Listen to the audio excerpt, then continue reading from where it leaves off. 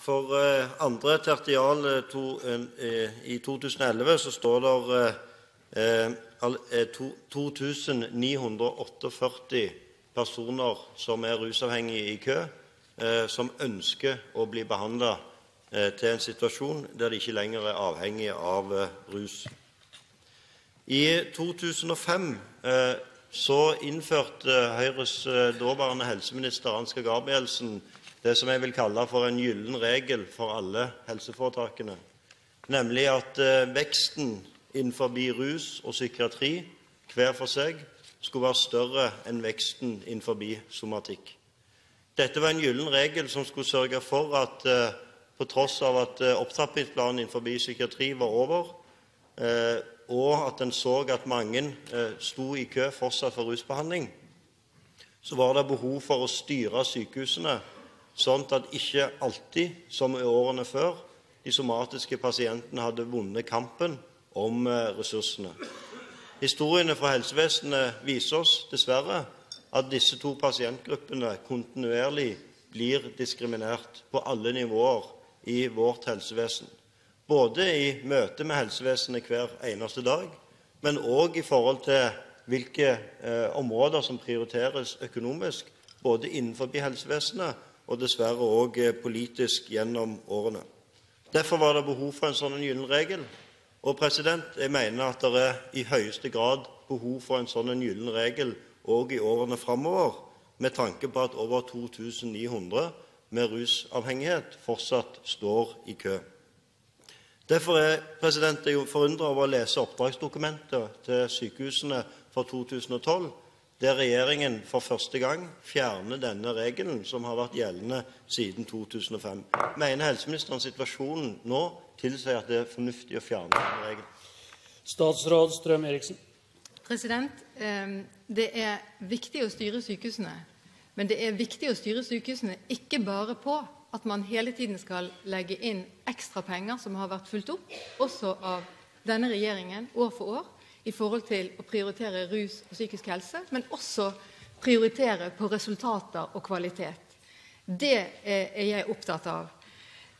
Og det er heller ikke slik at det er snakk om diskriminering av pasienter på bakgrunn av at om man hadde en samme budsjettvekst på rus og psykisk helse og som innenfor somatikk.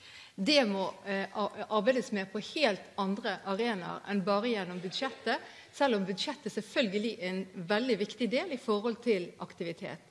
Nå har det vært en sterk prioritering av rus og psykisk helse i mange år. Vi ser at det også er viktig å kunne prioritere andre behandlingsformer, for eksempel kreft, som det har vært mye fokus på, som er særdeles viktig, og vi må prøve å gjøre alle ting. Men vi ser også at i forhold til psykisk helse så kan vi bli bedre på effekt og på å få mer ut og bedre kvalitet ut av behandlingen. En av svarene våre er å gjøre rett behandling på rett sted og til rett tid. Det er å gjennomføre samhandlingsreformen.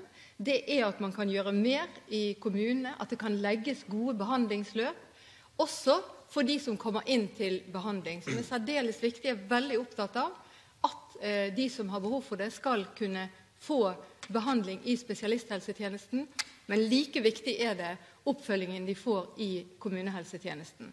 Derfor så ser jeg optimistisk på at vi skal bli bedre på dette fremover, for det er heller ikke tvil om at det er behov for å både øke kapasiteten, men ikke minst øke kvalitet og resultater innenfor dette området. Høie til oppfølging. Jeg er svært skuffet over å høre at det faktisk er en bevisst prioritering fra helseministerens side å ta vekk denne gylne regelen som skulle nettopp gi rusavhengige en større mulighet til å få behandling i en situasjon der over 2900 står i kø. Helseministeren nevner selv samhandlingsreformen. I samhandlingsreformen er det ingen økonomiske insentiver for kommunene og sykehusene i forhold til å gi et bedre behandlingstilbud til rusavhengige. Tvert imot, kommunene får nå et meget sterkt insentiv til å ta imot de somatiske pasientene raskere fra sykehuset. De får en straff på 3000 kroner i døgnet hvis de ikke gjør det, men de får ingen straff hvis de ikke gir et godt oppfølgingstilbud til de rusavhengige som har vært inne til behandling. Når helseministeren nå både fjerner den gylne regelen og samtidig innfører en samhandlingsreform som prioriterer de somatiske pasientene, så vil vi kunne oppleve at ruspasientene både får en høyere terskel inn i behandling, og når de først er kommet inn i behandling, så blir det vanskeligere for dem å få et godt tilbud i kommunen når de er ferdig med behandlingen. Statsråd Strøm-Erichsen. Både opptrappingsplanen for rus og psykiatri har ført til ekstra bevilgninger år for år innenfor både rus og psykisk helse. Det har vi fulgt opp, og det gjør vi fremdeles. Dette har vært en enormt sterk satsing innenfor disse områdene. Det vil det fortsatt være. Og det er altså ikke slik at økningen i seg selv er en garanti for kvalitet. Den kvaliteten må komme ut ifra at det gir bedre behandling, at vi får mer ut av de ressursene vi har, og at det er bedre sammenheng i tjenestene mellom kommunen og spesialisthelsetjenesten. For å få til det, så må man blant annet inngå avtaler.